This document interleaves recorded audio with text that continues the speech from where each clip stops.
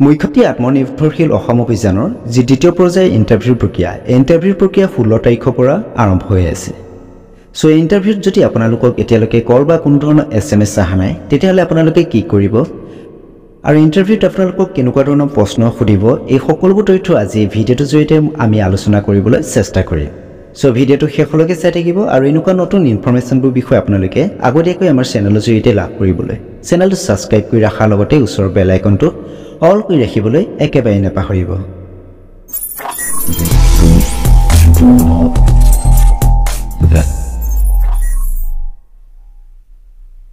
So এই ভিডিঅ'টো আৰম্ভ কৰাৰ আগতে মই আপোনালোকক এটা ডাউট ক্লিয়াৰ কৰিব বিচাৰোঁ।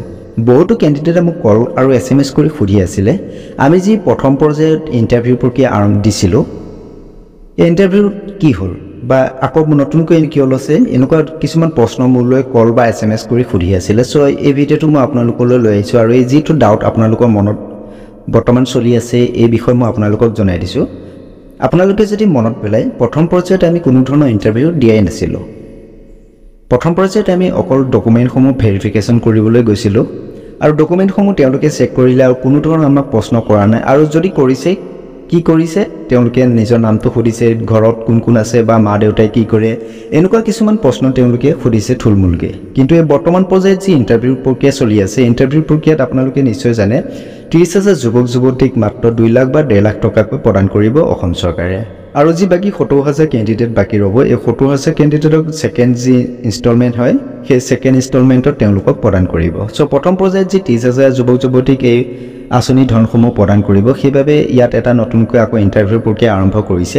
এই ইণ্টাৰভিউটোত আপোনালোকৰ যিটো প্ৰজেক্ট আছিলে সেই প্ৰজেক্টটোৰ বিষয়ে কিছুমান নলেজ থাকিব লাগিব, তেতিয়াই আপোনালোকে ইণ্টাৰভিউটোত আপোনালোকে দিব পাৰিব।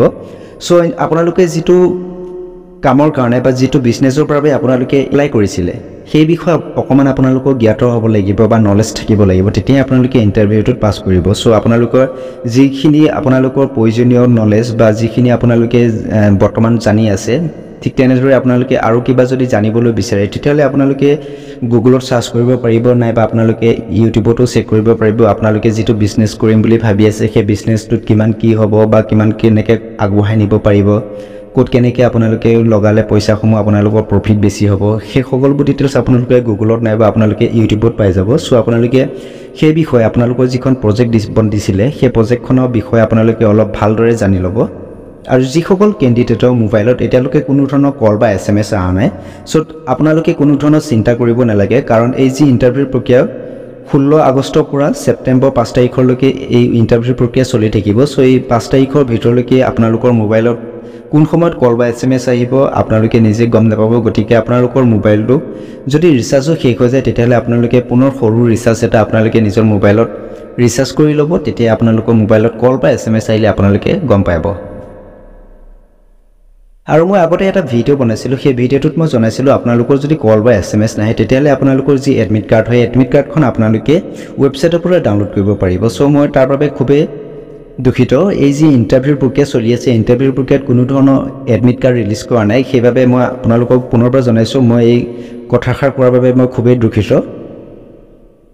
সো বৰ্তমান সময়ত কোনো ধৰণৰ যি এডমিট কাৰ্ড ৰিলিজ কৰা নাই অসম চৰকাৰে। যদি আপোনালোকৰ মোবাইলত কল বা SMS আহিছে তেতিয়াহ'লে আপোনালোকে এবাৰ সুধি চাব তেওঁলোকক ইণ্টাৰভিউ যি এডমিট কাৰ্ড হয় এডমিট কাৰ্ড ৰিলিজ কৰিছে নেকি, যোৱাবাৰ যেনেদৰে এডমিট কাৰ্ড ৰিলিজ কৰিছিলে। যদি কৰিছোঁ বুলি কয় তেতিয়াহ'লে আপোনালোকে ৱেবছাইটটো এবাৰ চেক কৰিব। ৱেবছাইটটো যদি আপোনালোকে এডমিট কাৰ্ডখন পাই যায় তেতিয়াহ'লে আপোনালোকে সেই এডমিট কাৰ্ডখন প্ৰিণ্ট আউট কৰি পেলাই আপোনালোকৰ প্ৰয়োজনীয় যিসমূহ ডকুমেণ্ট, কিন্তু বৰ্তমান সময়ত এই ডকুমেণ্টসমূহ প্ৰয়োজন নহয়, কিন্তু আপোনালোকে প্ৰয়োজন যদি হৈ যায় তেতিয়াহ'লে আপোনালোকে লগত লৈ যাব, কোনো প্ৰব্লেম নাই।